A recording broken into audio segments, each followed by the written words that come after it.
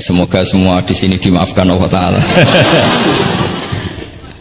Karena ganggu wong top. Top cara pangeran, angger mukmin ya top. Begini ya, jadi saya tahu banyak foto-fotonya Mbah Mun ketika sama Ki As'ad. Bapak saya kandung juga pernah di sini ketika Muktamar 84. Beberapa keluarga termasuk Ki Ahmad Siddiq karena beliau juga turunan Lasem. Yang jelas kenangan kita dengan Ki As'ad itu banyak, dari bapak, dari guru, kemudian beliau juga ngaji di Stogiri. Saya juga dapat keluarga Stogiri, banyaklah hal-hal. Tapi yang saya pastikan memaklumatkan diri sebagai Mahat Ali itu entah keangkuhan, entah jujur, tidak tahu. Karena Ali itu maknanya kelas tinggi. Kelas tinggi itu bisa kelas tinggi ilmunya atau kelas tinggi ya macam-macam. Tapi saya beri contoh. Ini Wahid kan masih kecil tak panggil Wahid saja. Ini tak beri contoh. Ini kitab Minhajut Thalibin. Ini saya belajar tak takriri sampai seperti ini. Ini bisa dilihat. Hampir di semua kitab saya, kitab-kitab induk, entah itu fikih, entah Ihya, entah Hikam, itu pasti ada takrirannya. Karena tadi saya sudah komplain sama Pak Khairuddin, keputusan fikih udah ada khilaf itu gak keren kata saya itu. Karena bawaannya fikih itu khilaf. Saya beri contoh ya. Di sini fikihnya kan diajarkan kan Fathul Wahab ya.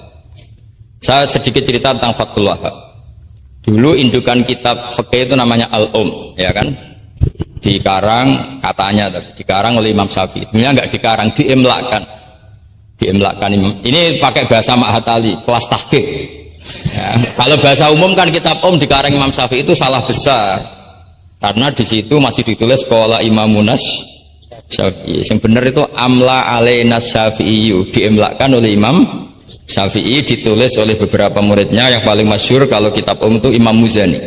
Sebenarnya di situ ada Imam Buaiti, ada Imam Robi, tapi yang paling telaten itu Imam Muzani. Sehingga kitab itu dinisbatkan pada Imam Muzani. Di beberapa itu juga ada yang dengan tanda kutip ditinggalkan oleh Imam Muzani. Disebut Infiradul Muzani Anis Syafi'i. Kemudian setelah jadi Mukhtasarul Muzani, ini saya tambah menyiapkan materi loh, karena sebenarnya saya sudah minta Gus Azam hanya ngisi di pengajian umum, karena sudah saya kapok ke sini. Kapoknya itu bukan karena mangkel, tapi nggak ada perkembangan. Nggak ada perkembangan. Jadi hafal Quran itu keharusan seorang faqih, baru hafal 4 aja diceritakan. Memang ini ngawur sekali itu sebetulnya. Memang normalnya seorang faqih memang hafal Quran, nggak boleh hanya berapa? 4. Gak meyakinkan. Nah, Mukhtasarul Muzani itu ada beberapa hal yang beliau beda dengan Imam Syafi'i. Kemudian disarai namanya kitab Nihayatul Matlab fi Dirayatil Madhab oleh Imam Haramain. Saya punya kitabnya dan tak pelajari. Oh, ini maklumat.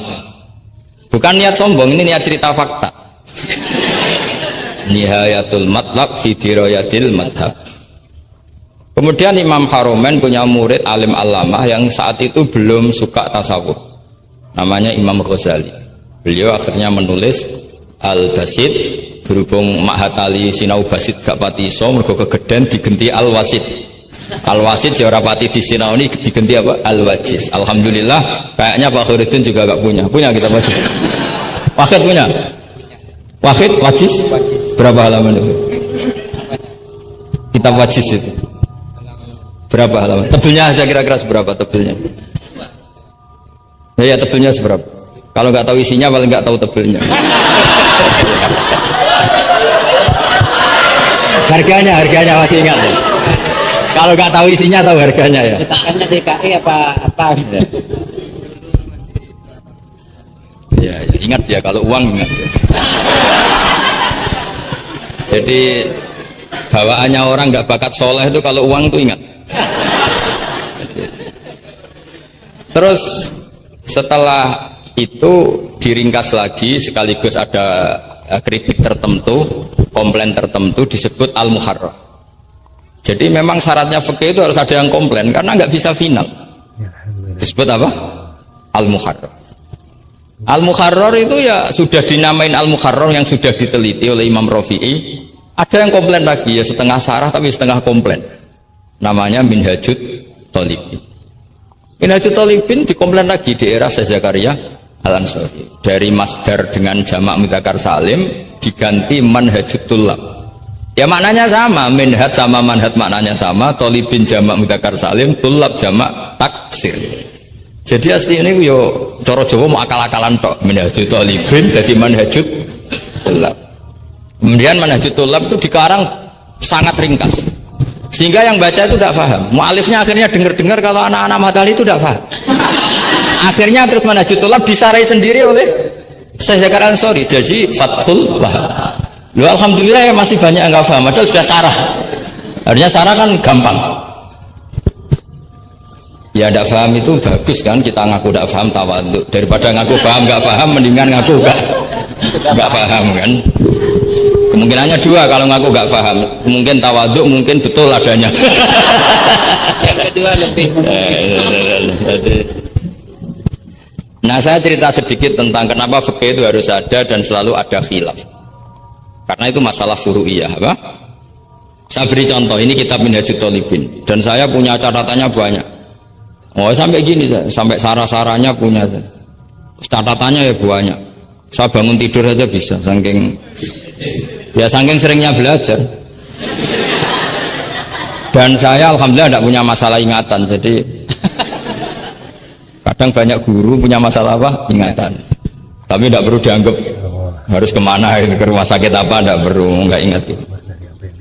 Misalnya sampai tak kasih tahu, siapa paling pintar jagomu tak bedaan. Yang namanya sujud misalnya, sujud itu apa coba secara lughat? Wat'ul jabha alal ardi. Sehingga Imam Rafi'i berpikir sujud itu asal ada wat'ul jabha alal ardi ya sah adanya. Dan beliau mengklaim, ini saksinya Pak Khairuddin ini, wasabe as-sujud wa aqalluhu mubasyaratu ba'di jabati musallahu. Ya. Beliau hanya mengatakan wala yajibu wat'u yadaihi wa rukbataihi wa qadamaihi fil adhar. Wala yajibu. Ini kalau nggak percaya, kamu baca. Masih tarakum bisa ya? Coba baca.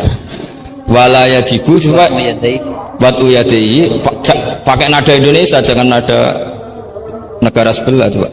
Wala yajibu wat'u yadaihi wa rukbataihi wa qadamaihi fil adhar. Jadi menurut Imam Rafi'i ketika sujud itu tidak harus watul yad, tidak ada watul rukbah, tidak ada watul. Nah, karena secara lughat yang namanya sujud itu ya seperti itu, watul jabha. Dan sujud itu sudah dikampanyakan sedemikian rupa bentuk apa ketertundukan tertinggi yaitu dengan watul jabha.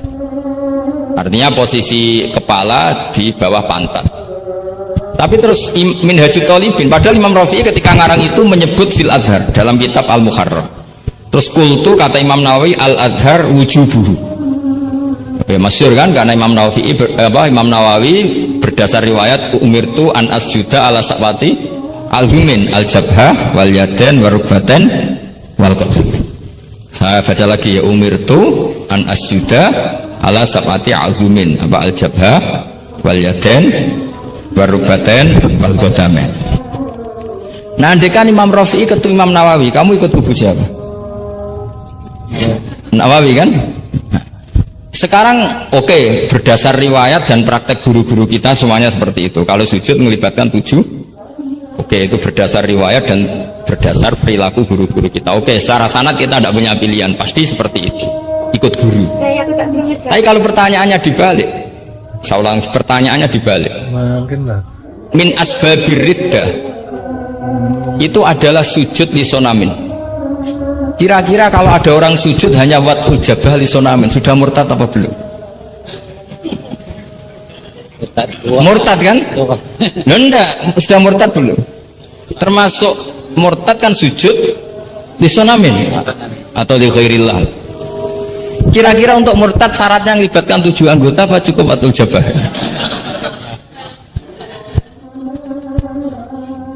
Untuk sah menjadi murtad. Nggak, misalnya kamu jangan kamu lah, kamu potongan tidak mungkin murtad insya Allah. Misalnya ada orang murtad dengan cara murtad yang fi'li, contohnya apa? Kasujudin di sonamin. Murtad kan ingatlah masih ada 3 kan, i'tiqadi, qauli, fi'li. Yang fi'li contohnya kasujudin di sonamin. Untuk menjadi sah murtad itu nunggu 7 anggota apa salawatul jabah? Enggak jawab, ngawur saja kak, biasanya aja. Udah enggak usah. Kan biasanya ngawur terus enggak apa-apa, masih anak-anak aja. Hati-hati aja tetap ngawur apalagi. Enggak, menurut kamu sudah murtad belum? Ya kan murtad kan? Artinya kalau itu sah untuk menjadi murtad, harusnya juga sah untuk menjadi sujud, karena sama-sama simbol. Sujud watul jabah faqat ya simbol takzim ke Allah setinggi-tingginya. Kenapa menjadi murtad? Karena ini simbol hormat kepada sonam setinggi, sehingga Imam Rafi'i berpendapat sujud itu tidak harus melibatkan anggota 7. Nah kira-kira gitu logi. Makanya tadi saya juga matur Mas Hasan, piye gurumu mbok kanyamu lah, guru keduren maca fikih ora ono khilaf iku fikih apa? Fikih ben seru itu harus ada khilaf. Ya ini sama yang baca supaya jadi seksi. Kalau menurut Imam Rafi'i seperti itu enggak, ya harus jadi wala yajibu ini enggak akan keliru, tadi kan sudah tak baca. Wala yajibu wad'u yadayhi wa rukbatayhi wa qadamihi fil adhar. Imam Rafi'i di Muharrar terus qultu al-adhar wujubuhu. Ya kan sama-sama bilang al-adhar. Imam Rafi'i bilang enggak wajib ya al-adhar, Imam Nawawi bilang wajib ya al-adhar. Kamu partai itu wallahu alam. Oh iya.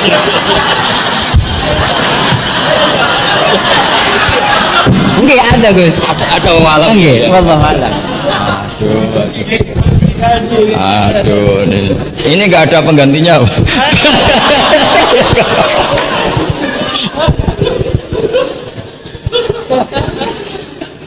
Jadi fikih itu mau tidak mau harus khilaf karena sudut pandangnya seperti itu. Misalnya sopan itu baik.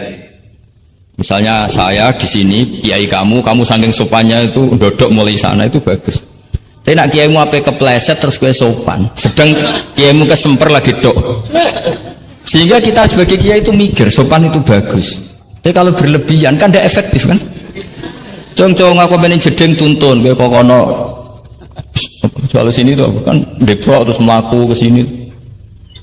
Jadi makanya ya kita harus kritik juga, sopan berlebihan juga akhirnya ada efektif. Jong sedang kiaimu tiba mati lagi dok kan gitu kan. Nah sekarang perempuan juga gitu, mbak-mbak yang cantik tuh baik sopan apa baik tidak sopan? Baik tidak sopan. Karena kalau sopan sama Pak Wahid, ayo sopan, mesti eleng terus raiso turun. Tapi nak ra sopan, seneng aku gaji ini mahatali mau piro. Itu langsung lupa, dan itu bagus karena melupakan perempuan. Nah lo betul, ini kan katanya tadi siapa yang hafal Quran, ya nisa an-nabi lastunna ka ahadim inan nisa ini taqaitunna fala takhdu'na bil qaul fayatma alladhi fi qalbihi marad. Wahai orang-orang yang cantik, kalau ketemu lelaki itu jangan terlalu sopan, fala takhdu'na bil qaul, kalau ngomong jangan terlalu khudu, karena bawaannya lelaki yang fi qalbihi maradun, khudu itu dianggap mau. Saya tadi ada mbak cantik sama Pak Khairuddin atau sama Pak Wahid sopan, mohon kalau derek guru mawon mesti pikirannya, oh maksudnya gelem tak wayo mesti dah. Pasal maksudnya derek itu menderek mata pelajaran, tapi utek-utek begini itu kan yang fikol dia apa marot, contoh saja loh, tapi bisa fakta. Itu mesti pikirannya itu kemana-mana. Mohon kalau derek Pak Fakid mawon ngomong mau ngayu, nak sengaja kan rati pikir. Sehingga unik, khusus perempuan yang cantik itu sopan itu tidak baik di apa dalam komunitas lelaki yang fikol bihi, karena pikirannya mesti. Padahal mbak tadi bilang gitu maksudnya anut Pak Wahid, ikut mata pelajarannya, tapi pikirannya sampai kan bisa enggak gitu. Fala takhdu'na bil qauli fayatma alladzi, itu hebatnya Quran. Jadi psikologi lelaki juga dibicarakan. Bawaannya lelaki kalau ketemu perempuan cantik kok sopan, kok memberi harapan, itu terus golek dukun mahabbah nih. Kayak apa pinternya Quran? Nah ini sayangnya yang hafal baru 4. Padahal saya satu mobil saja tadi hafal berapa Gus? Fakir ya satu mobil. Karena pondok saya memang pondok takfir. Jadi yang dari anak saya banyak yang hafid. Jadi satu kelas kalah dengan satu mobil. Supir saya hafal Quran, penderek saya hafal Quran, yang bawakan tas ya. Oh salah jauh itu. Yang satu kiai tidak hafal Quran. Iya, memang pondok saya pondok takfir karena memang pondok takfir. Jadi seperti itulah. Masa kamu menyarankan orang tidak sopan? Tidak mungkin kan. Masa kita ngajari santri-santri gak sopan? Tidak mungkin.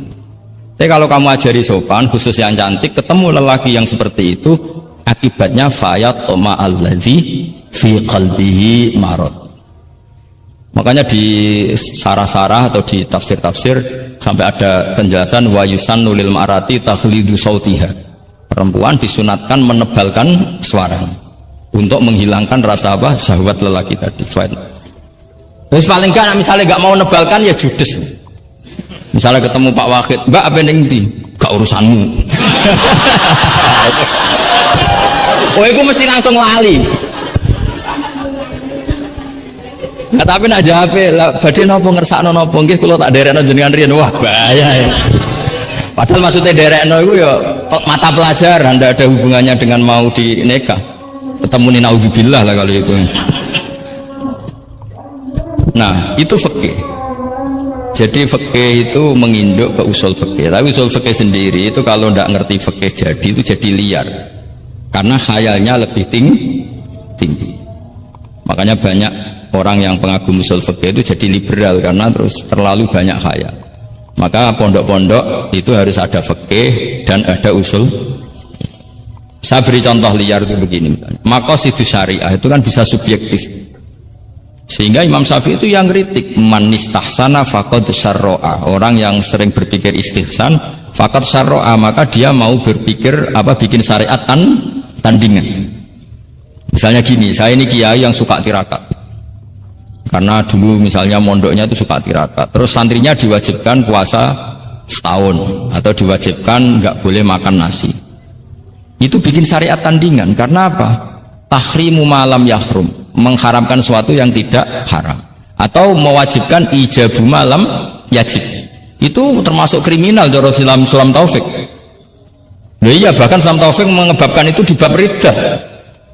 Saya ini sudah tak toleransi, temu tak tulis minal kabair. Kalau di Sulam Taufik dimasukkan bab riddah karena ijabu malam yajib berarti bikin syariat. Atau tahrimu malam yahrum juga artinya bikin. Tidak tahu guru di sini biasanya tahrimu malam yakrum apa tahrimu malam yukarrom. Umumnya bacanya apa? Bisa dua. Ya rodok maju berarti sermayan. Nah, tapi kamu tidak bisa menyalahkan kiai-kiai yang mengharuskan muridnya tirakat karena itu cara untuk kasrus syahwah misalnya, untuk memecah syahwat. Tapi tetap saja nggak boleh mewajibkan karena nanti ada syariat tandingan. Nggak boleh. Syariat ini sudah sempurna, nggak boleh ada syariat baru. Yaitu disebut ijabu malam yajib atau tahrimu malam yahrum. Maka kata Mbah Mun, resikonya jadi kiai ngalim. Mbah Mun sering guyon gitu. Aku kiai ngalim jadi ribet. Apa ngaramno rokok sing darani halal yo akeh. Di halal no cah cilik-cilik rokok. Jadi kiai itu kan lebih tunduk ke konstitusi ilmu. Ribet. Misalnya begini, sampean tak bedheki. Assalamualaikum ketika salam itu yang wajib salam pertama apa salam kedua? Pertama. Itu wajib niat mufaroqah apa niat menghabisi sholat atau mengakhiri sholat apa enggak perlu niat? Nah mesti ulama berdebat karena ketika Allahu Akbar bisa Allahu Akbar demo, bisa Allahu Akbar niat sholat. Maka untuk membedakan, lo kan bisa aja kan? Demo itu udah harus berontak enggak? Misalnya kamu ngerti perempuan yang kamu cintai, ternyata omongan mbek Pak Guru Khairuddin kan Allahu Akbar guru kok ngono kan gitu kan.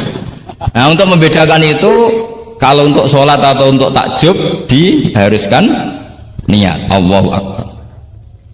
Nah sekarang salam harusnya juga ada pikiran begitu. Ini salam karena ketemu orang, apa salam karena keluar dari sholat. Makanya selalu ada ulama yang berpendapat wajib niatul khurud minas sholat. Karena logikanya kalau Allahu Akbar wajib niat sholat untuk membedakan Allahu Akbar yang wiridan, Allahu Akbar yang takjub, Allahu Akbar yang demo, untuk membedakan itu semua niat. Salam juga gitu, salam mubalek, salam kenalan, salam apa, harusnya pembedanya adalah niatul khurud minas sholat. Makanya saya tadi itu komplain sama Pak Krudun, itu Fasul Masail Fikih kok tidak ada khilafnya, betul orang itu kata saya itu. Itu yang putih tadi. Oh yang putih itu. Nah, jadi apa? Kaidah-kaidah seperti itu nggak bisa dihindari, khilaf-khilaf seperti itu nggak bisa dihindari. Ini saya baca ya, misalnya contoh-contoh yang itu mulai apa? Mulai salam ya. Nah, jadi pilihan-pilihan itu, misalnya di salam an-najasa anha, terus asani asyar assalam wa aqalu assalamualaikum wal aso jawa qultu al aso al mansur wa annahu la tajibu niyatul khurud. Jadi ada yang bilang tidak wajib, mesti artinya ada yang bilang wajib. Karena nah, jadi nggak ada pilihan. Setelah ada pembanding itu tidak ada. Sekarang begini lagi. Ini yang ulama kadang-kadang yang nyuwun sewu, andekan kita ulama itu kadang ra cocok, tapi cocok ya harus didengar, ini ngaji. Ulama fikih kadang ya sembrono, tapi kok jumlah ngono kualat. Saya ngomong aku wae. Nak darani iktidal, menamai iktidal itu ruknun qasirun ghairu maksud. Julus benas sajdatain atau jalsah, jadi ruknun qasir ghairu. Itu banyak ahli hadis yang komplain, ini ngawur betul fuqaha itu. Wong rukun kok ghairu maksud. Dan mereka berani bilang itu rukun sing ghairu maksud, kusida lil fasli, hanya dimaksudkan untuk pemisah. Itu kan dia mangkel no, wong rukun kok ghairu. Ternyata ulama itu punya niat begini. Setelah dikatakan ruknun qasir, maka jangan ada pesaing. Yaitu ukurannya apa? Julus jalsah benas sajdatain nggak boleh lebih lama ketimbang tasahud akhir. Tasawuf awal sunatku jangan ngaji orang khatam. Tasawuf akhir apa awal? Akhir, berarti sabtu lisan pinter lah, pinter. Iktidal juga ruknun qasirun, maka nggak boleh lamanya menandingi qiyam lil Fatihah. Ya, sudah jelas ya. Yang jalsah benas sajdatain nggak boleh menyaingi tasahud akhir. Yang iktidal nggak boleh menyaingi qiyam lil Fatihah. Ternyata ulama itu yang mikir, disaingi itu ya ora enak. Ngene kaya kula disaingi Khairuddin ya ora gelem. Ora krana sombong, disaingi itu ndak enak. Kecuali level ya. Kecuali level. Level ya hafal Quran itu 30 juz. Itu Jibril bisa demo ke kamu. Memangnya saya hanya nurunkan ayatul ahkam. Enak saja milik. Memangnya selain ayatul ahkam enggak menarik. Itu kalian semua pasti berhadapan dengan Jibril. Coba Jibril nurunkan semuanya apa hanya ayatul ahkam? Kalau saya ketemu kan aman. Walaupun di sana kadang masih belum lengkap saudara. Nah iya bahaya kamu itu. Nah ketika wajib gak mau disaingin, ini ternyata menginduk ke mazhabnya Abu Bakar As-Siddiq. Di antara sifat Allah paling keren itu la syarikalah. Di mana-mana zat yang top itu nggak mau saingan, dan itu normal karena memang nggak ada yang setara dengan Allah. Suatu saat Abu Bakar itu pulang. Ini nanti saya cerita fikih banyak. Kamu pasti setelah ini tambah pinter, tak jamin. Ya. Bukan barokahnya saya lah, barokahnya Mbah Mun, barokahnya Mbah As'ad gitu. Tapi kena rasa sombong yang nggak termasuk barokahku lah gitu. Kamu tidak sombong, tapi sombong juga gak apa-apa. Terus biasa salah, orang salah sombong salah liane. Abu Bakar pulang, di situ itu istrinya menyediakan beberapa makanan untuk sahur. Itu marah besar. Apa kamu mau menandingi Ramadan sehingga puasa sunat aja persiapannya seperti ini? Bahkan sebagian riwayat itu beliau memukuli kidrun, jadi itunya ada yang dirusak lah kira-kira gitu. Ini dengerin betul, nanti akibatnya di fikih. Makanya di fikih apa? Sholat fardu itu nggak mau kesaingan. Sholat fardu wajib qiyam liqadirin. Nggak boleh sholat sunat bersyarat begitu. harus sakuut meskipun ma'al kudroh, karena fardu itu gak mau kesaingan. Jadi fardu ya rada egois kira-kira gitu. Nah, mesti sama lagi krungu iki gitu. Maksudnya sering roh hukumnya tapi baru tahu logika ini. Loh aku rasa udon soal yakin. Itu kok udon soal yakin. Karena fardu itu nggak mau. Puasa fardu wajib tabyitun niat. Nginep non niat mulai malam. Puasa sunat tidak. Ketemu jam 9 kamu belum makan, belum ada dukhulu syai'in fi jawfika. Terus niat puasa sah enggak? Sah. Ada bedanya enggak fardu sama sunat? Ada. Salat fardu wajib itmam, puasa wajib itmam. Puasa sunat amiru nafsi. Wah, puasa sunat kok bojo lagi apian bisa kamu batalkan. Tapi nak puasa fardu, oh sanksinya berat. Itku rokobatin sampai ya siamu sehari ini apa? Mutatabi'an. Terakhir itamu sitina. Tapi kalau puasa sunat amiru nafsi, kamu terus monggo, ndak terus intinya fardu itu nggak mau disaingin. Betul fardu egois ya kata saya. Nah, Abu Bakar sampai begitu. Ono wong puasa sunat kok sampai nyiapno buka, nyiapno sahur, ku marah. Bahkan marahnya nggak sekedar di hukumnya, di perlakuannya. Kamu itu memperlakukan puasa sunat aja kok kayak memperlakukan fardu. Hanya di menunya, di persiapannya. Dan ternyata Imam Syafi'i benar, ternyata di hukumnya juga harus beda. Misalnya tadi qiyamul qadir fil fardi wajib qiyam, tapi kalau sholat sunat boleh qu'ud walau ma'al qudrah alal qiyam. Jadi itu ulama. Ini perpaduan usul fikih dan fikih. Jadi fardu itu ya agak angkuh lah kira-kira gitu. Angkuh itu kalau baik namanya izzatun nafs. Memang harus beda. Lah di sini. Nah, di bab zakat juga sama. Ukuran wajib itu apa? Akhadhal imamu qahron atau la yuqta'u yadu sariki. Ben kita tambah pinter. Tetap goblok ya ora apa-apa zaman akhir, tapi iki tak pinterno sithik. Ketika seseorang diputuskan wajib zakat, kok tidak mau zakat? Efek hukumnya apa? Akhadhal imamu qahron. Imam boleh ngambil paksa. Atau kalau mustahik itu nyuri dengan kadar yang memang jatahnya la tuqta'u yadu, mergo ana syubhatul milki. Paham ya? Jadi sampean misalnya fakir, tanggane Pak Khalidin gak gelem zakat, nyolong jatah, andaikan dia lomo mustahik kamu itu dapat sekian, itu nggak boleh dipotong tangannya karena kamu ngambil jatah. Jadi sekali diputuskan wajib itu punya akibat akhadhal imamu qahran atau la tuqta'u yadu sari. Jadi itu fikih. Jadi fikih itu konsisten. Nah, sekarang dikatakan fikih itu ainut ta'ah apa shawab, apa hak. Nah, itu yang ulama berdebat. Sekarang misalnya sampean tak bedheki begini.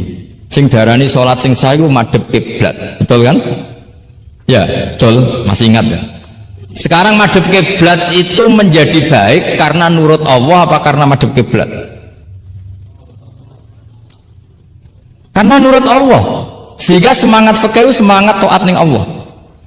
Falau sholla arba'a raka'atin bi arba'i jihadin, itu nggak perlu i'adah. Karena ketika aku istihad sana itu kiblat, rakaat kedua rubah ke sana, rakaat ketiga rubah. Allah ngitungnya, caiku capek, oleh kepen roh kiblat tenanan, nganti spekulasi ping 4. Artinya apa? Karena kadang Allah itu butuh taat apa butuh kasile? Butuh taat. Nah, ini yang paling angel. Tapi di dalam banyak hal kaidah fikih itu al-ibrah bima fi nafsil amri. Kadang bima fi dzannil mukallaf wa bima fi nafsil amri. Kadang mu al-ibrah bima fi dzannil mukallaf la bima fi nafsil amri. Jadi selalu fikih itu khilaf. Fikih yang furu'iyah maksudnya, yang furu'iyah. Ini kadang-kadang rada angel gurumu ini. Nah, sekarang misalnya seperti itu, ijtihad tadi. Ijtihad itu apa coba?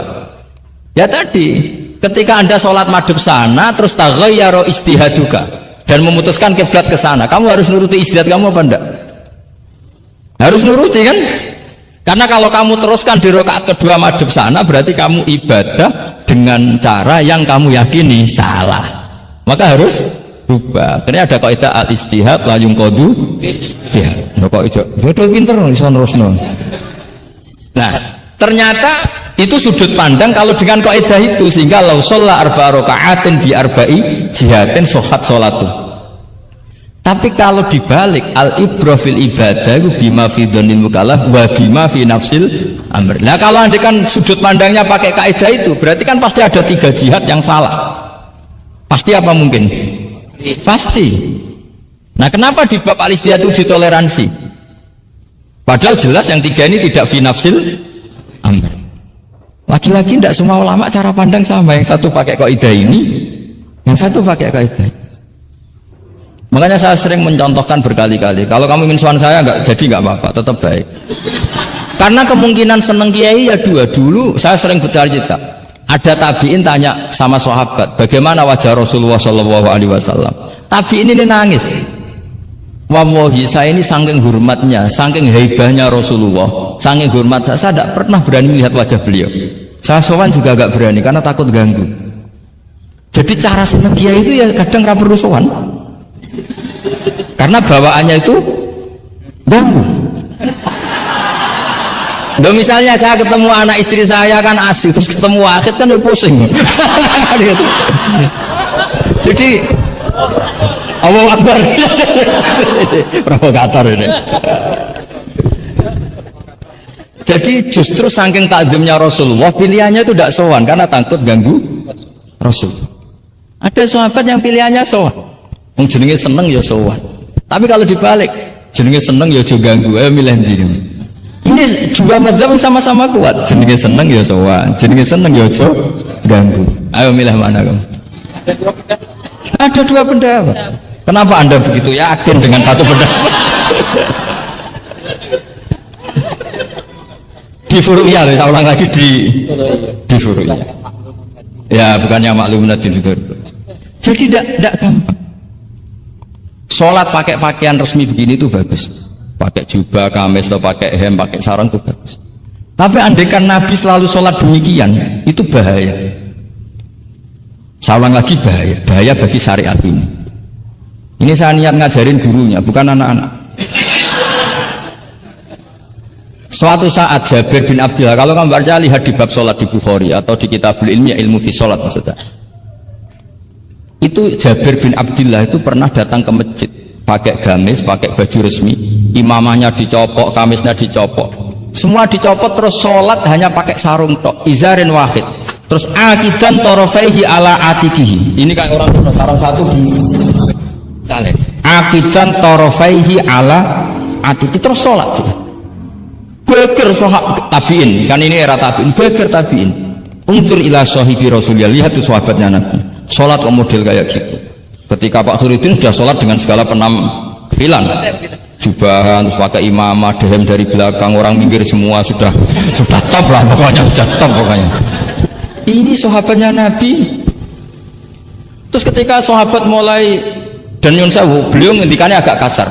Saya melakukan ini, saya cek nanti di Bukhari. Kalau ada Bukhari juz 1 ambilkan, nanti bacakan. Atau cukup nanti tanya gurunya, tanya saja nanti ya. Kalau 5 menit menemukan berarti dia sudah paham. Kalau ngasih waktu 1 hari masih cari-cari berarti. Ukurannya gampang. Kalau saya setengah menit langsung ketemu. Nanti ya cukup gurunya ya, nanti kasihkan. Kalau bilang besok berarti belum tahu. Tapi kalau 5 menit kok ketemu ya sudah lumayan. Kata Jabir bin Abdillah, saya melakukan ini liyaroni al-ahmak misluk.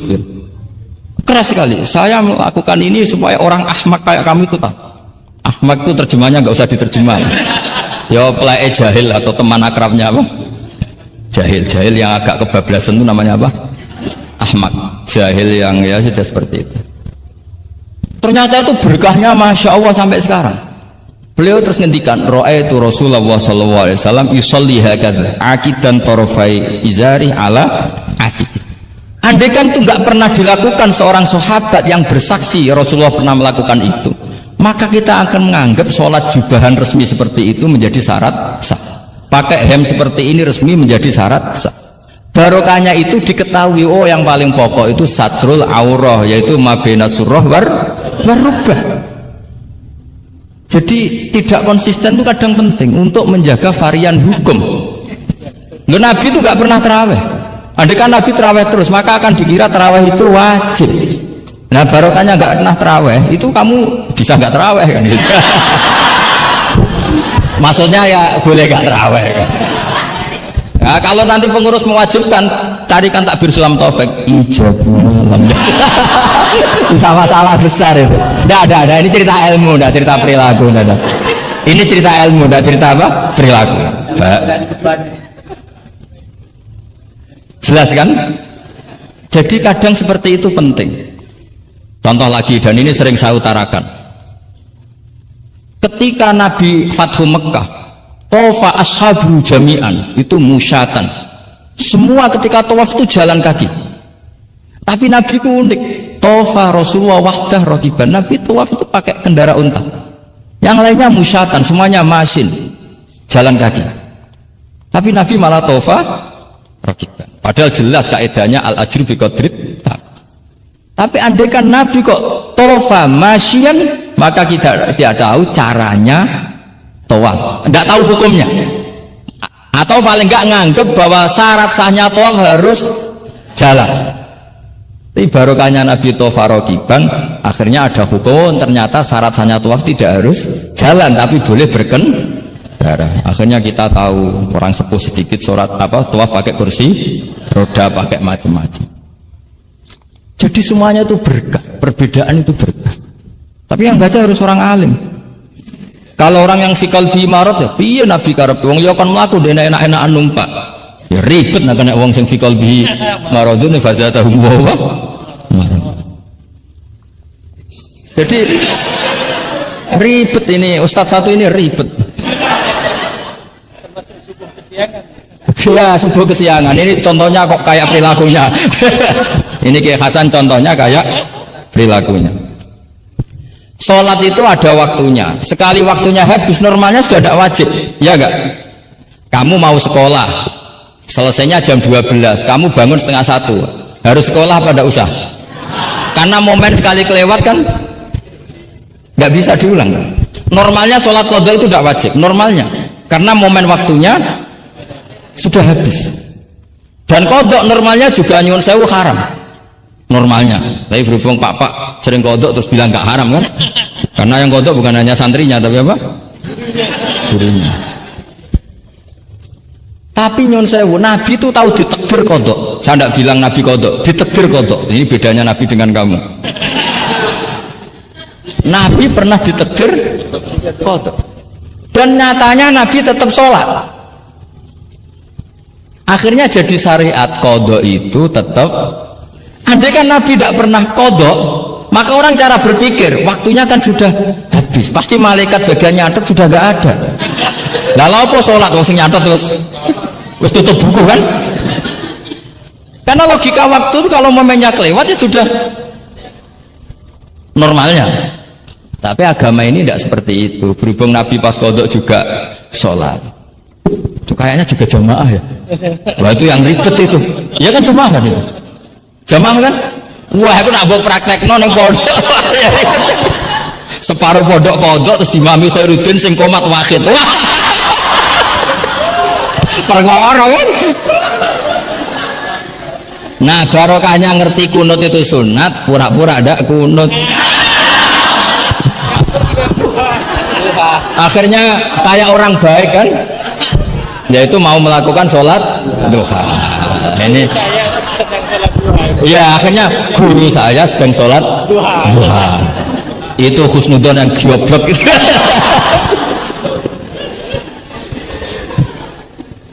Jadi lah itulah yang jadi analisis usul fikih. Jadi semuanya itu ada analisisnya. Saya ulang lagi, semuanya itu ada. Yang jelas itu diantara pantangan Islam itu ijabu malam yajib dan tahrimu malam yahrum. Karena manis tahsana faqad syarra'a. Dan Allah itu nggak suka ada syariat tandingan, itu nggak suka. Karena bahaya kalau semua orang istihsan, bahaya. Saya pernah ini cerita nyata. Ada pengurus yayasan yatim piatu yang sehat, saya ulang lagi yang sehat. Sehat yayasannya, sehat apa keuangannya, sehat perilaku. Datang ke saya minta doa, minta nasihat. Normalnya kan saya puji, tapi saya dingin saja. Saya bilang yayasan yatim piatu itu bagus, tapi lebih bagus lagi kalau dibiarkan. Karena anak-anak yatim ini kan milik keluarga.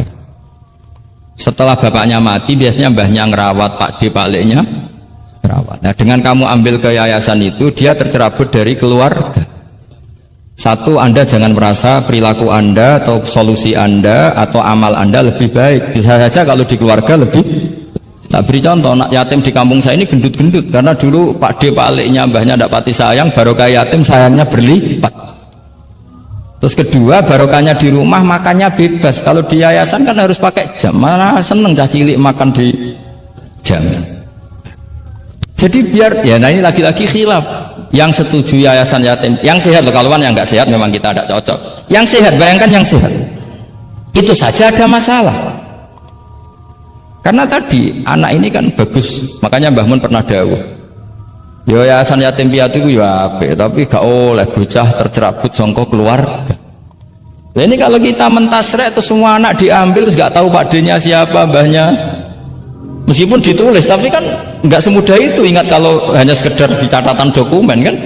Tapi kalau dibiarkan di keluarga, ngundang Pak D, Pak Le, Mbah dan sebagainya. Bisa mengambil hikmah dari apa yang bisa mereka lewat. Jadi nggak bisa misalnya kamu bahas masalah gimana hukumnya mendirikan yayasan yatim piatu. Terus kamu bilang sunat mutlak, nggak bisa. Karena di sini ada unsur tadi. Kak sampean mondok ini sunat apa enggak? Bapak mondok, ya bisa wajib, bisa sunat, bisa haram. Karena yang haram misalnya gini, kamu di kampung kamu itu andalan, tidak ada orang baik kayak kamu, tidak ada yang bisa ngaji kecuali kamu. Enak-enakan mulang neng pondok, mergo keren timbang mulang neng kampung, mau wong telu. Makanya Mbah Mun kalau guyon sama saya masih ingat betul lagi. Jadi kiai yo latihan, aku tahu keliru kata Mbah. Tak pikir keliru apa? Anak perainan ditanya Mbah Mun, "Cung perainan kok neng pondok?" Mbah Mun sempat kusnudon kayak cah sregep, wong perainan kok ndak pulang. Ternyata, lu perainan kok neng pondok, Cung, kok sregep temen. Mboten Mbah, nate ngomah kan ngarit. Jadi husnudzon itu kadang gitu. Semenjak itu Mbah Mun kalau ada perainan, Cung, mulai Cung ben kenal wong tuamu. Jadi malah dibalik. Iya kan kalau kelamaan ke pondok kan nggak roh asal usul orang tua, sehingga tidak punya empati, tidak punya kasihan kan. Orang tuanya berjibaku ngarit apalah kerja apa. Nah ya, artinya terus kamu tidak bisa semua santri yang perenan tidak pulang berarti santri baik. Sebetulnya tidak mesti juga. Santri takut ngarit kan. Ini namanya sudut pandang gitu. Jadi masalah-masalah furu'iyah itu tidak bisa tidak seperti itu. Nah, sehingga kita tahu di kitab Mahali atau di kitab beberapa kitab fikih mesti kaul awal, kaul sani, kaul salis dan sebagainya. Karena ini masalah sudut pandang. Wali nikah misalnya, wali nikah itu kalau fasik sah apa enggak? Wali mujbir.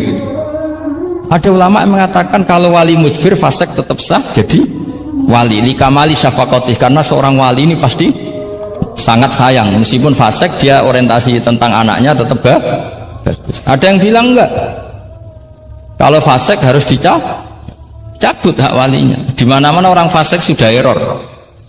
Jangan-jangan karena dia pemabuk atau karena dia tukang judi, pikirannya dapat menantu yang kaya meskipun tukang judi.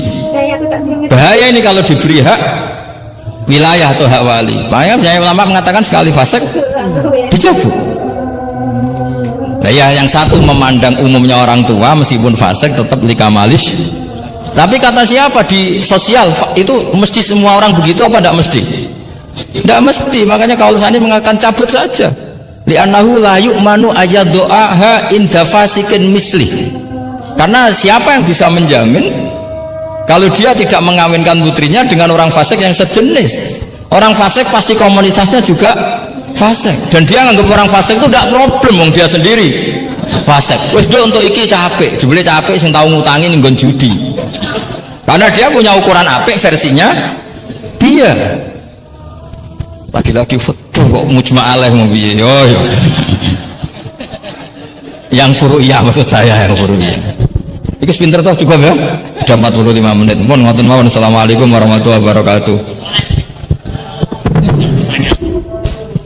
Satu mungkin. Ya, mungkin satu ya, putra dan satu aja ya, putra dan putri. Ya. Enggak, satu saja Gus. Oke, Bismillahirrahmanirrahim.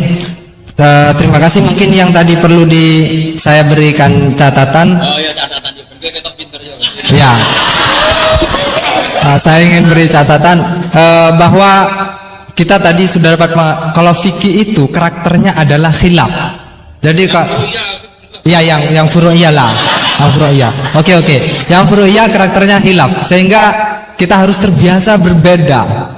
Dan soal tadi kesantunan, kesopanan itu orang ekspresinya berbeda. Kadang kita salah ketika kita mengkritik, kadang ketika kita berbeda pendapat kita lalu dianggap tidak santun. Padahal ulama-ulama kita soal urusan furu'iyah itu hal yang biasa. Termasuk bahkan mungkin yang tadi sering dikutip oleh Gus Baha, manistahsana faqad syarra'a, bahwa itu adalah kecaman dari Imam Syafi'i. Mungkin Gus Baha perlu saya tidak tahu ya, ini tag ini sudah sampai atau tidak kepada beliau. Ya, saya bacakan tagnya. Saya harus baca, kalau ingatan tidak sebaik beliau saya. Tapi kalau catatan saya lebih baik mungkin. Khawatibur Rahamut qala Syekhul Akbar, inna maqsudas Syafi'i min qawlihi man istahsana faqad syarra'a hada madhul mustahsin wa arada anna man istahsana faqad sara bimanzilati nabiyyin bi syari'atin wa atba'u Syafi'i lam yafhamu kalamahu.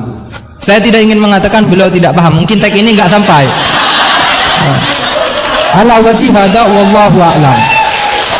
Jadi bahkan yang kita anggap itu sudah sangat pasti Syafi'i sedang mengecam, ternyata ada juga khilaf. Ternyata maksudnya Syafi'i adalah sedang memuji, madhul mustahsin. Faqad sara bimanzilati nabiyyin di syari'atin wa atba'u Syafi'i lam yafhamu dzalika. Walaupun wallahu a'lam.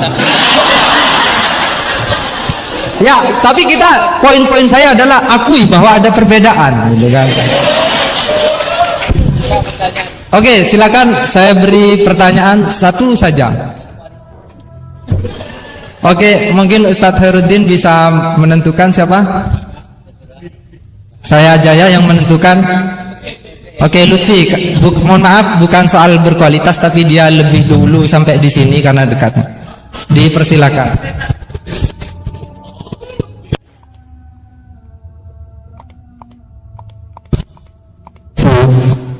Assalamualaikum warahmatullahi wabarakatuh.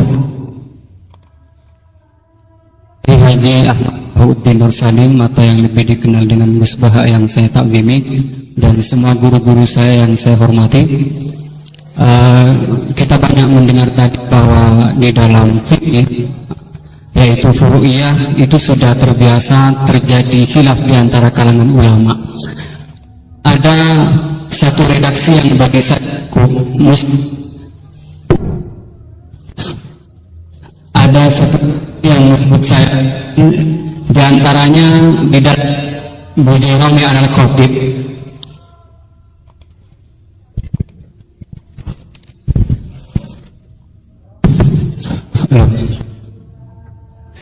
Di antaranya redaksi yang terdapat dalam kitab Bujairami al-Khatib, dan ini juga dikutip di dalam kitab Ihyatul Thalibin ketika membahas soal apakah ad-dukhon itu dapat membatalkan puasa atau tidak. Dukhon yang dimaksud di sini adalah dukhon yang masyhur dengan kata at-tutun atau tembakau, atau dalam konteks sekarang mungkin rokok. Itu kan ulama sebetulnya berbeda pendapat, bukan hanya dalam apakah membatalkan puasa atau tidak, bahkan hukum rokoknya aja ulama sudah berbeda pendapat. Tetapi kemudian ada redaksi yang menarik bagi saya cukup muskil, yaitu beliau tiba-tiba mengatakan begini, la'anallahu man ahdatsahu, semoga Allah melaknat orang yang memproduksi rokok. Itu penting digarisbawahi, la'anallahu man ahdatsahu. Man ahdatsahu bukan man ista'malahu.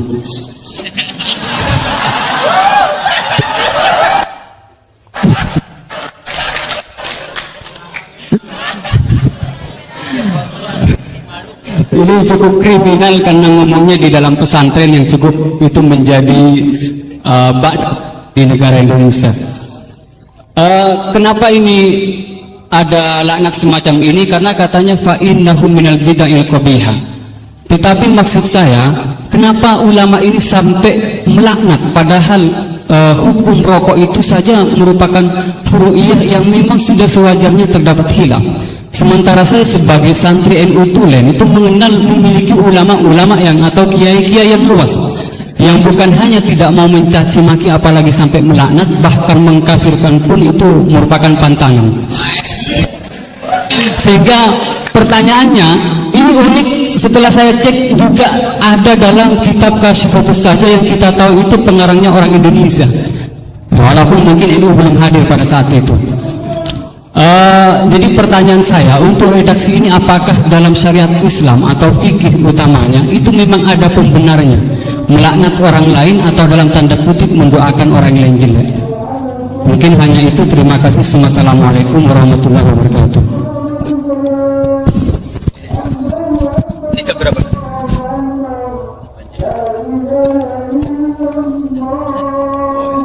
Bismillahirrahmanirrahim. Semoga Allah mengampuni Pak Wahid. Itu takbir itu ngawur sekali.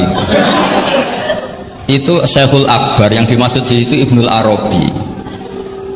Itu termasuk statemen sing mimma yuhaddaru bih. Jadi yuhaddaru anhu. Termasuk fatwa-fatwa yang orang harus menghindari. Apalagi itu justifikasinya wa atba'u syafi'i la yabamuna. Sampeyan lihat di semua kitab usul fikih itu masyhur itu ibtalul istihsan. Termasuk di kitab Sayyidina Muhammad Syari'atu wa al-Khalid. Semua kitab usul fikih Imam Syafi'i menolak istihsan apa menganjurkan? Menolak. Sekarang keyakinan orang banyak Imam Syafi'i menolak, dengan satu orang Imam Syafi'i memuji. Jumhur versus wahid satu orang.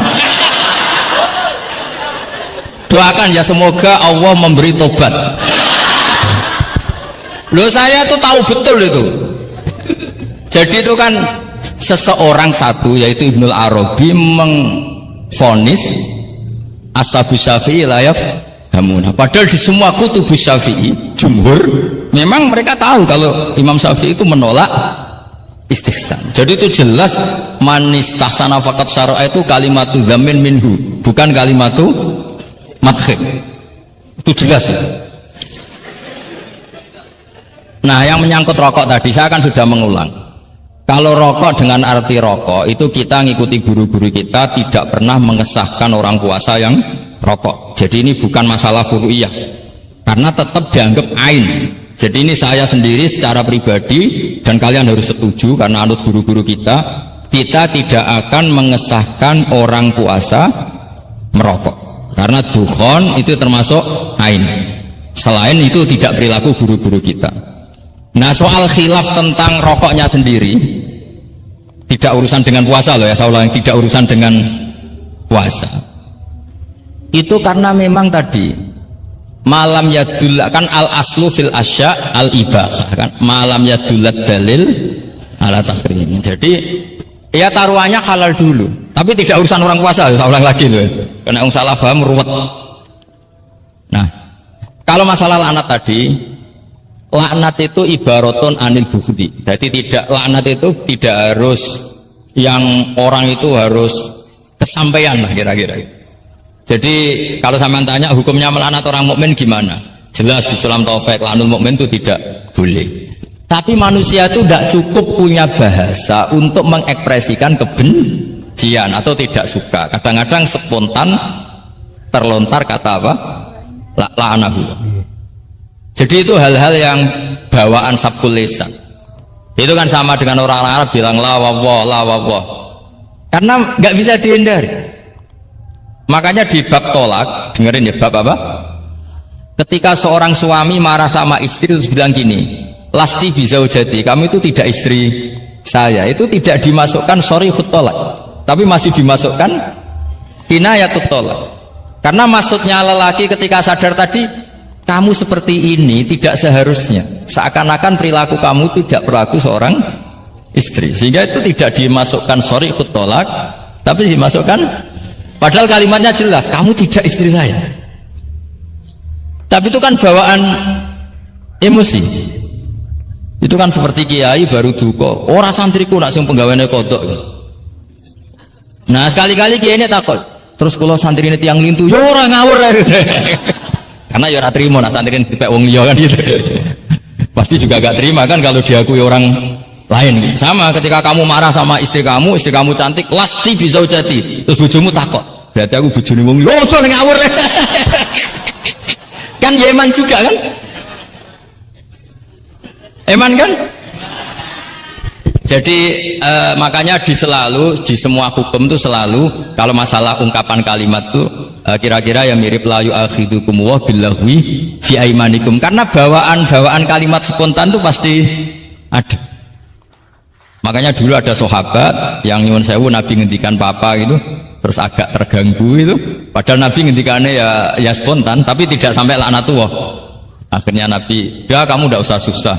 Fa'ayul muslimina adaituhu aw sababtuhu aw syatamtuhu wa laysa dzalika ahlan wa laysa ahlan lidzalik apa fat'al dzalika kafaratahu wa zakatahu wa ajr. Jadi apa ya, bawaan spontan itu pasti ada. Ya saya ulang lagi ya, ini yang kembali ke takbir tadi, itu bahaya betul tuh. Jadi Ibnul Arabi itu termasuk tulisan-tulisannya mimma yuhadzaru anhu. Ya pernah dengar toh? Lah yang dimaksud Syekhul Akbar itu kan Ibnul Arabi kan? Ya, saya sangat tahu. Jadi ukurannya itu jumhur. Semua ulama Syafi'iyah, semua al-usuliyun itu mesti menceritakan apa? Imam Syafi'i tidak percaya atau tidak setuju ada istihsan. Masa orang banyak ini kamu salahkan demi statement orang satu? Idza ikhtalafal jumhur wal fardu quddima jauh. Ya semoga ini tobat, enggak ya enggak apa-apa. Tapi memang bagus lah. Artinya dia mengungkapkan takbir sudah bagus, lumayan cara Quran itu. Tapi ya musuhnya jangan saya tetap.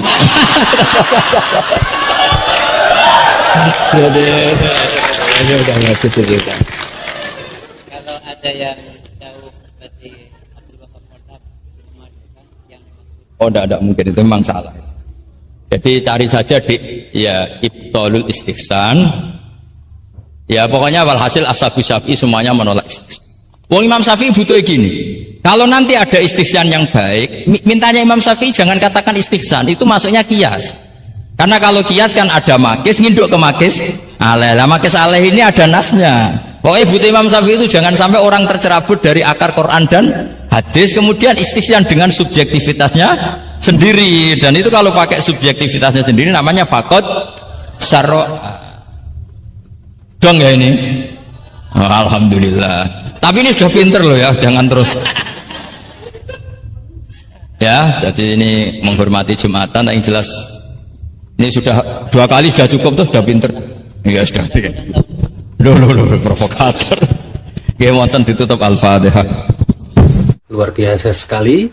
Sebelum kita melanjutkan ceramah Gus Baha, terlebih dahulu kami sampaikan terima kasih kepada kawan-kawan Muhibbin Gus Baha semuanya yang selalu istiqomah hadir. Semoga Allah Subhanahu wa taala selalu memberikan kita kesehatan, umur panjang, rezeki yang melimpah, keturunan yang solih-solihah. Amin Allahumma amin. Semoga kita dimudahkan urusannya dan dijauhkan dari kesulitan-kesulitan. Mari kita lanjutkan kembali.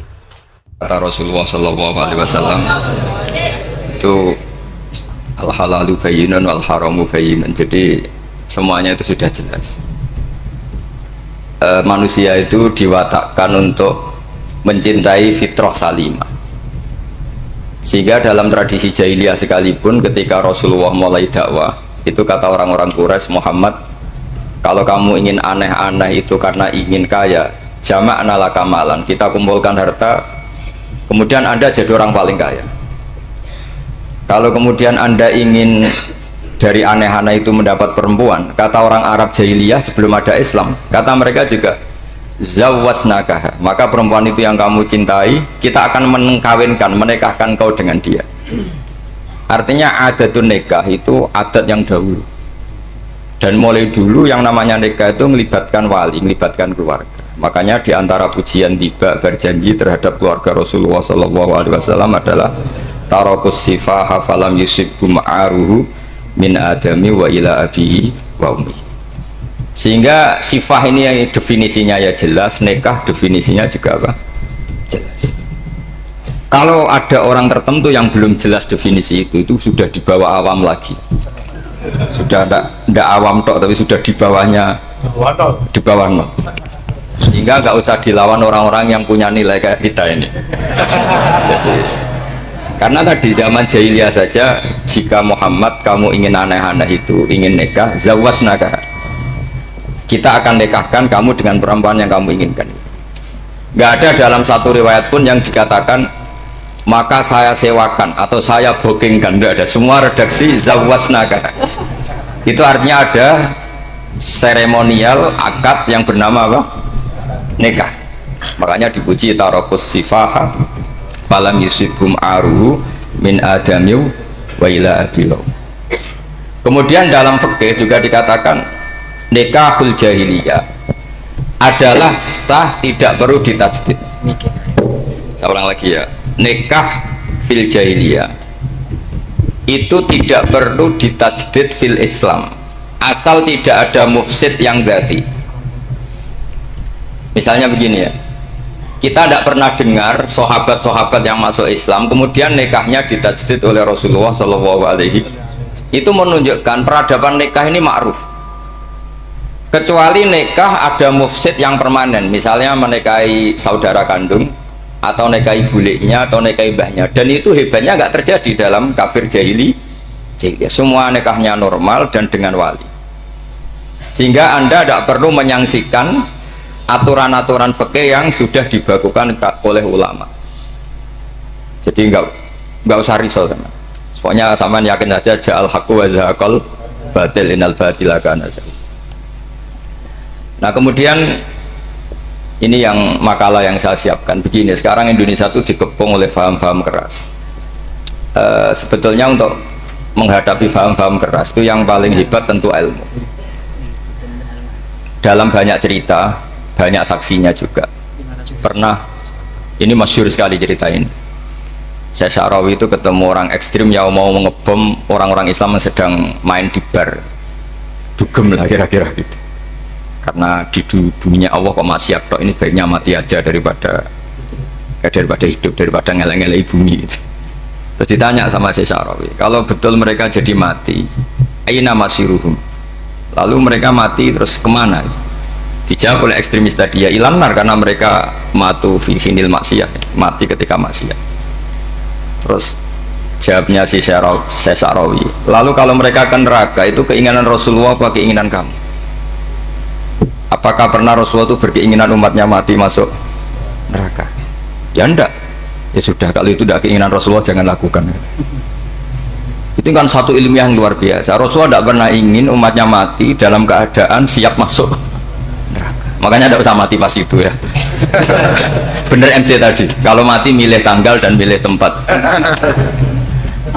Ya itu diantara pujian-pujian yang masyhur tuh, yang dulu sahabat ada yang muji Rasulullah itu, khuliqta mubarra'un min kulli aibin faka'an nama khuliqta kama tasha. Jadi itu sebenarnya makalahnya sahabat, tapi yang untung Mustafa Atif karena dapat uang banyak dari nyanyi. Jadi itu sebenarnya makalah normal dari pujian seorang sahabat, tapi yang untung Mustafa Atif. Mungkin yang untung juga pengundangnya karena ternyata abadi ya. Tapi itu makalah itu.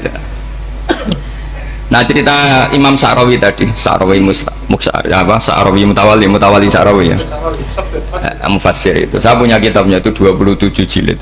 Saya sebagai peneliti itu ya ndak tasdek amat, karena saya butuh adit ya, butuh penguat itu. Dan penguat itu pula yang saya bawa ke sini.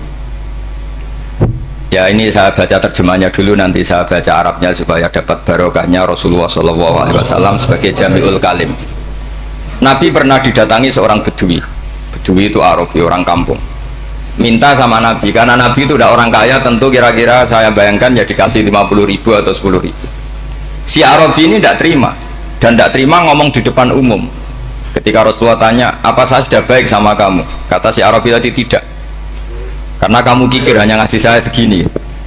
Sahabat hampir marah saja karena Nabi tersinggung gitu. Tapi Nabi lalu mengajak orang itu ke dalam rumah. Kira-kira kalau Indonesia mungkin ditambah 200.000 atau 300.000. Kemudian, apa ini cukup? Ya cukup. Kamu sudah puas? Ya puas.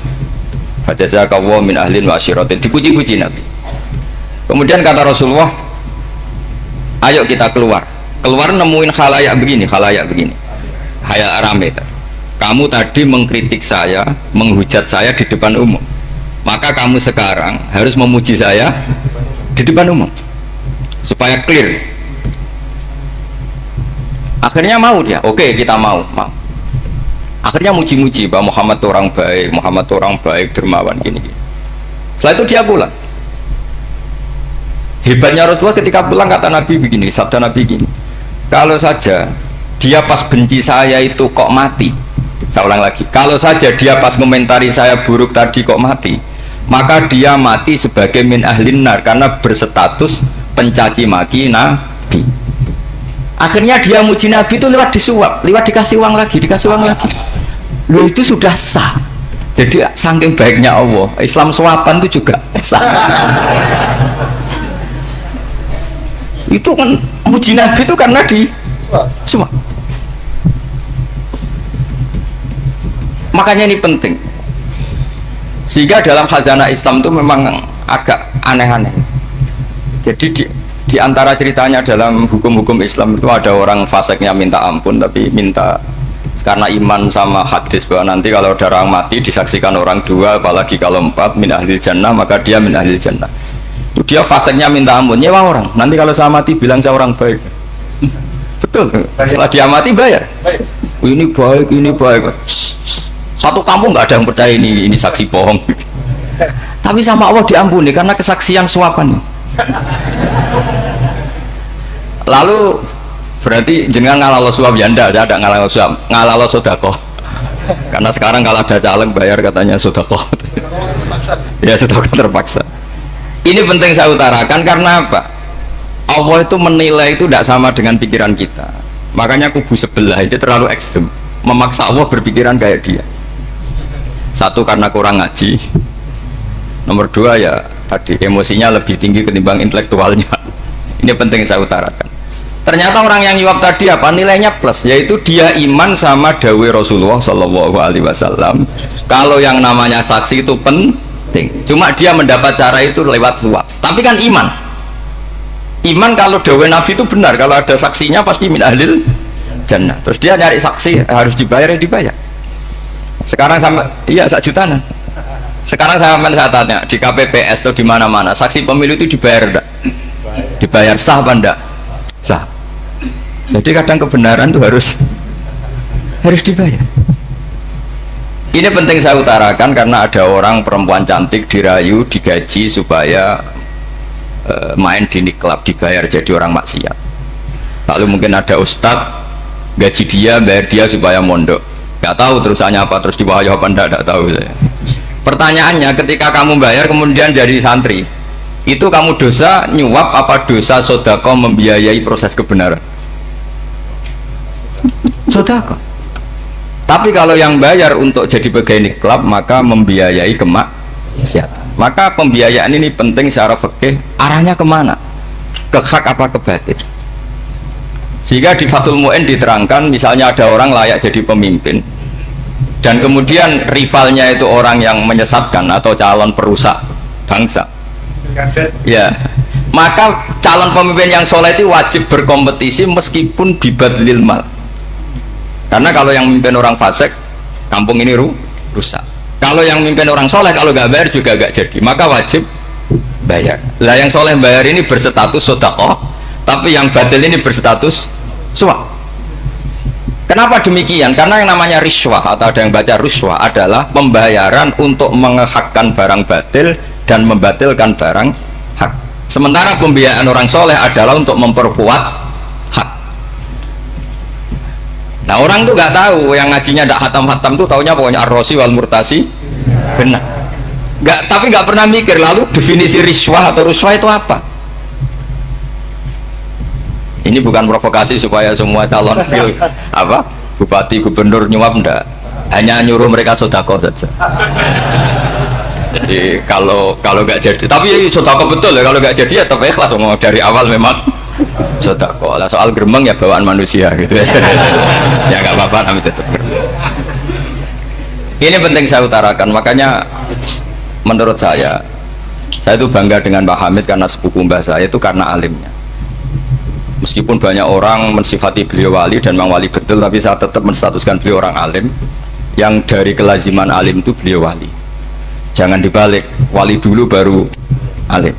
Karena dalam beliau orang Lasem dan kaidah di Lasem itu fakullu alimin waliyullah walaysa kullu waliillah aliman. Jadi kalau kaidah di daerah Jawa Tengah itu semua orang alim pasti wali, tapi kalau wali tidak mesti alim. Sehingga kalau menstatuskan alim itu keren, kalau di Jawa Tengah status alim itu keren.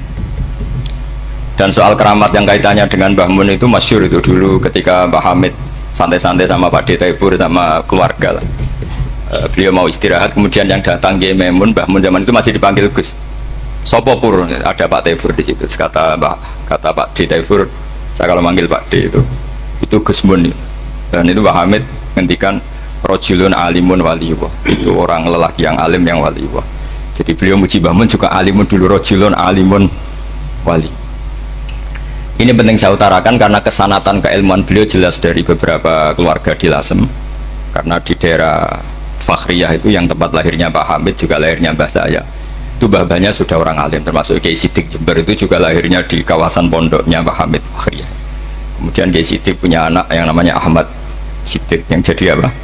Rois Am yang sekarang ada Gus Wirjan macam-macam, itu semuanya juga keluarga Lasem.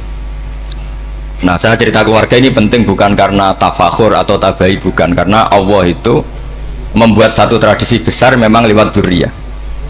Sehingga Allah ngendikan misalnya ulaikal ladzina an'ama Allahu 'alaihim minan nabiyyin min dzurriyyati Adam wa mimman hamalna ma'nuh wa min dzurriyyati Ibrahim wa Israila wa mimman hadaina wastabaina. Karena tanpa dzurriyyah itu enggak ada tradisi, enggak ada kultur.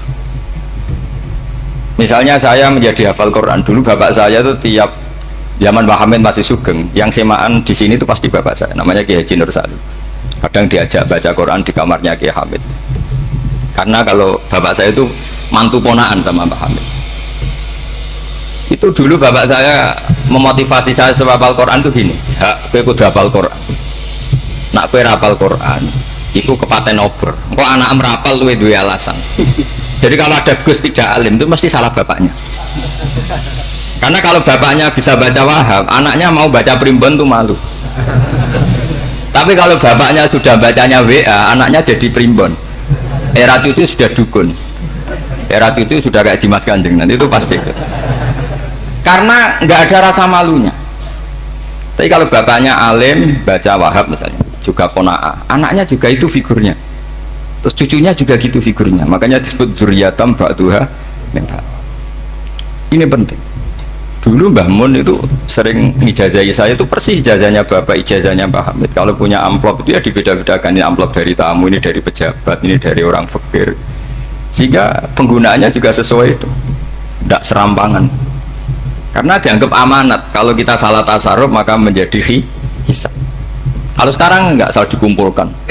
Orang desa salam template wadol pitik kuru wedhus kuru ambek gusi tuku HP seri terbaru, itu kan kasihan ya.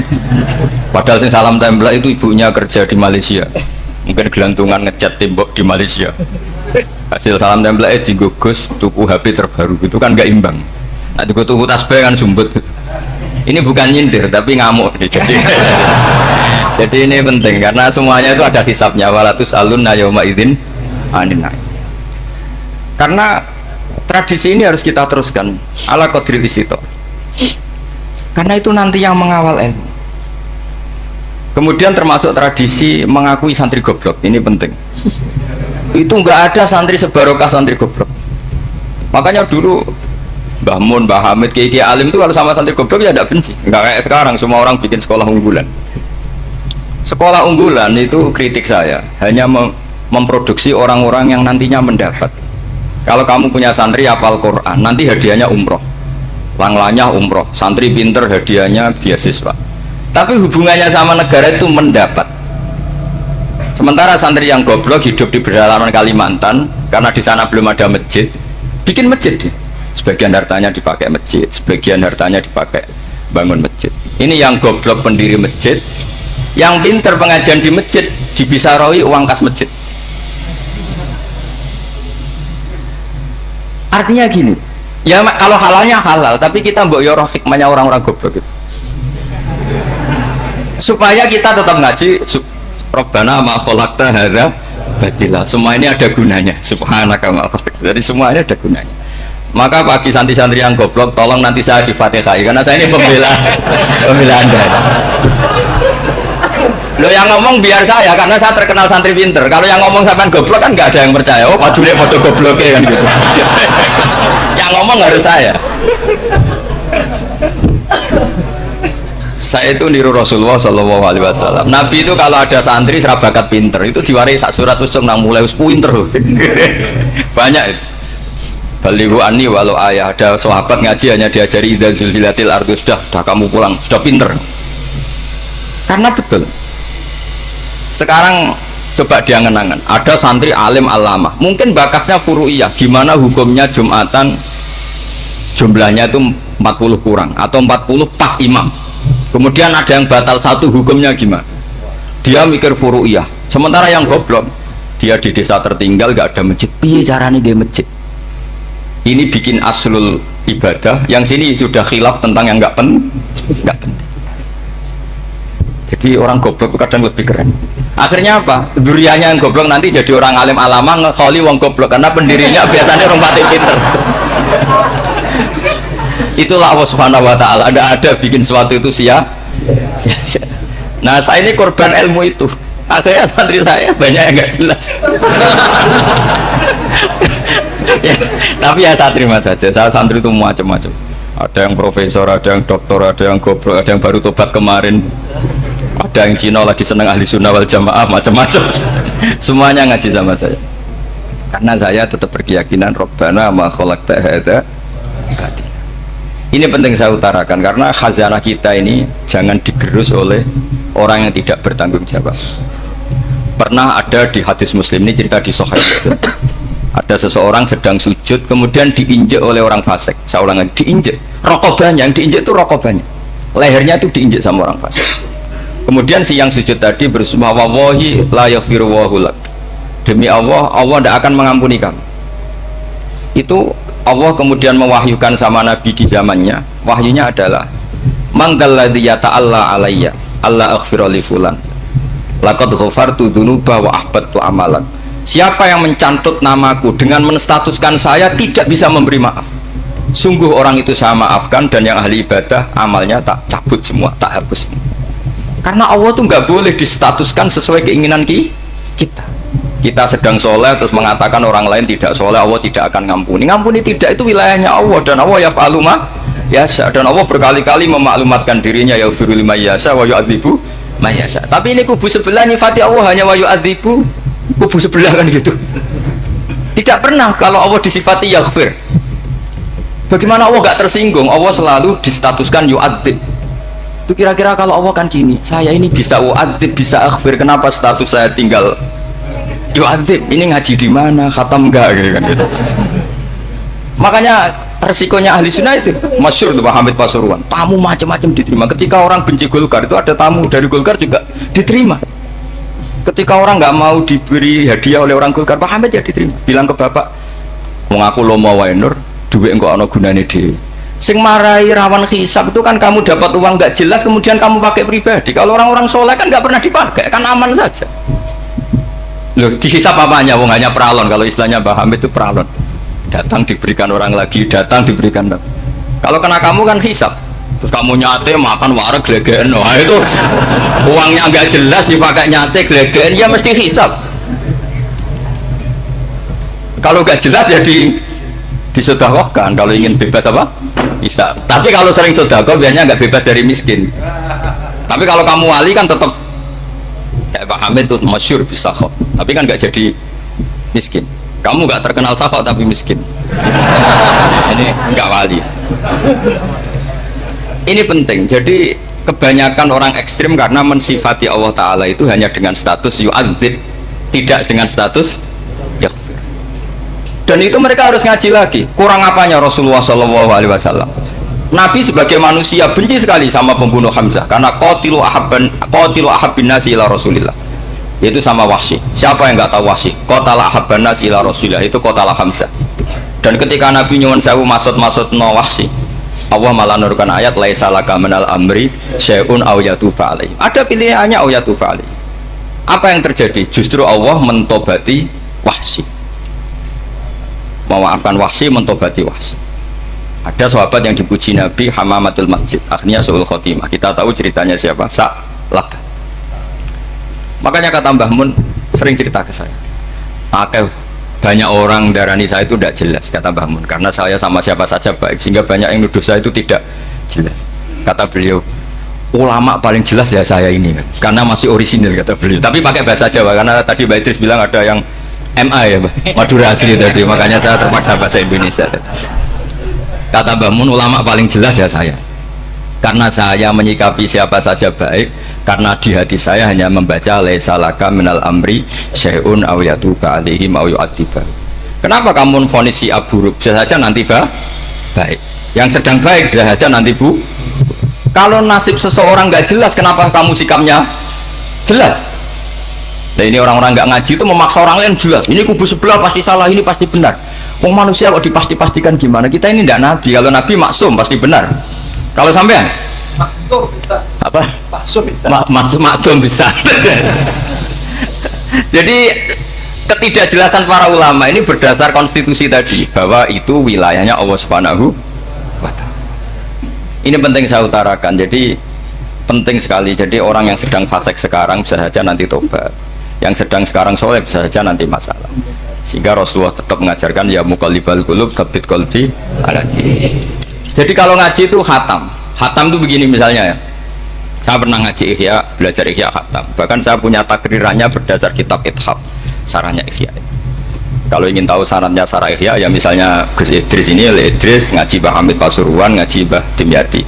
Mbah Dimyati ini ngaji sama kakaknya Kiai Mahfud Termas, Kiai Mahfud ngaji sama abahnya Kiai Abdullah, Kiai Abdullah ngaji sama abahnya Kiai Abdul Manan. Kiai Abdul Manan ini mulazim terhadap Sayyid Murtado Az-Zabidi. Jadi kalau santri Salafiyah ini ya kira-kira tokoh Sabiah, karena Mbak Idris Sadisa ya kira-kira sampean itu dari pengarang Ithaf itu baru tokoh berapa? Sabiah, masih keren, turun itu masih kaya lah. Lah kamu kok miskin, turun ke Wolu katanya kan. Jadi nanti kalau masih keren itu sampai ngaji kitab kalau khatam, saya ulang lagi, kalau khatam itu memang ada bab-bab di mana ulama itu harus tegas, harus tafriq bainal haqqi wa bainal batil. Oke, itu bagus. Mana yang hak, mana yang batil kita bedakan. Di bab itu bagus. Tapi kalau nanti kamu ngaji bab tawadhu, lihat di Bidayatul Hidayah atau di semua kitab tasawuf, bab tawadhu itu, kalau melihat kamu orang kafir, kamu melihat orang apa? Kafir. Ini aso ma'akufri, ini maksiat, wajar dia kafir. Saya ini muslim kok maksiat. Fadzambi akbar, maka dosa saya lebih buruk. Melihat orang tua, mesti ada aksaru ibadatan, ini lebih tua, mesti ibadahnya lebih banyak. Nanti kalau melihat anak kecil, ada aswaru min disinnan, pasti maksiatnya banyak saya. Sehingga terus evaluasi gitu, sehingga nggak pernah takabur. Misalnya di sini, saya ini kan gayanya keren, duduk di atas sampai di bawah. Gayanya tok, hakikatnya sampai lebih sombong karena memerintahkan saya. Jadi panitianya itu, makanya saya merasa tahu untuk saja meskipun berdiri. Karena hakikat saya ini makmur, diperintah. Panitia ini, penyelenggara ini amir, pemerintah. Kira-kira sombong mana? Itu sekali saya tidak memaafkan, finnar itu.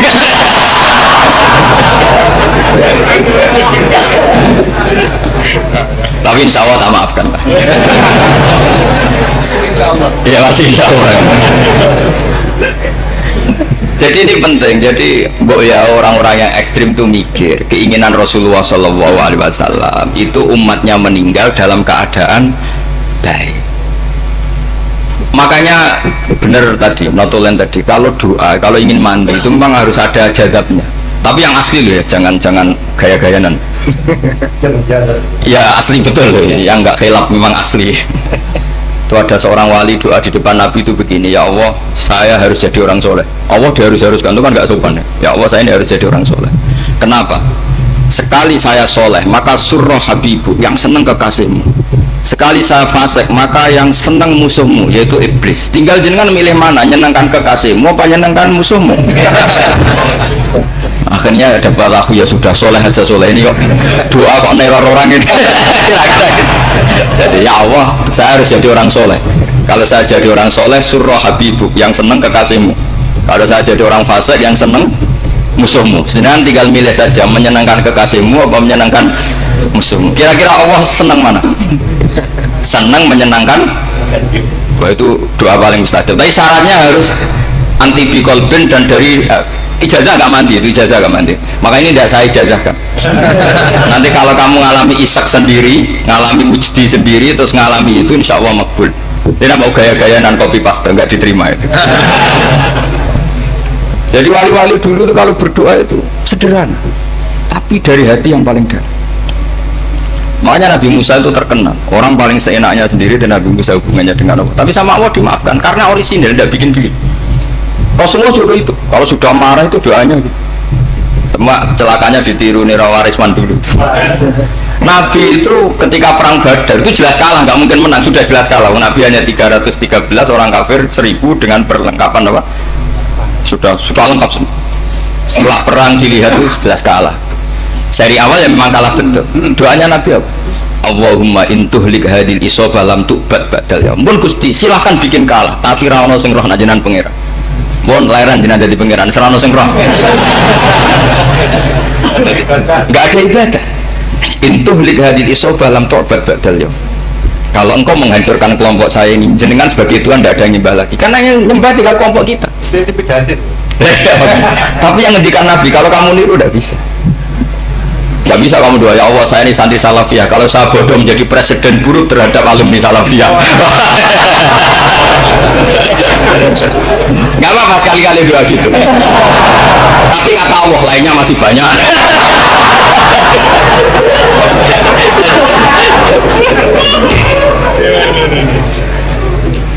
Tapi itu syaratnya tadi harus ada al-wujdi wasima. Jadi makanya Imam Ghazali punya kitab al-wujdi wasima. Karena ada masrob, ada syarob. Jadi wali ngikuti para nabi itu ada masrob, ada syarob. Sehingga perasaannya itu beda. Saya punya sekian contoh. Makanya tadi saya bilang di sini yang cerita nanti tak baca Arabnya ya, tabarruk dengan Jamil apa? Salim. Jadi Nabi menyontohkan gini ya. Hubungannya Nabi dengan umatnya itu kata Rasulullah ibarat orang punya unta atau sapi yang susah, yang sarodat itu berat. Kalau bahasa sini apa begitu? Yang larat ya Pak?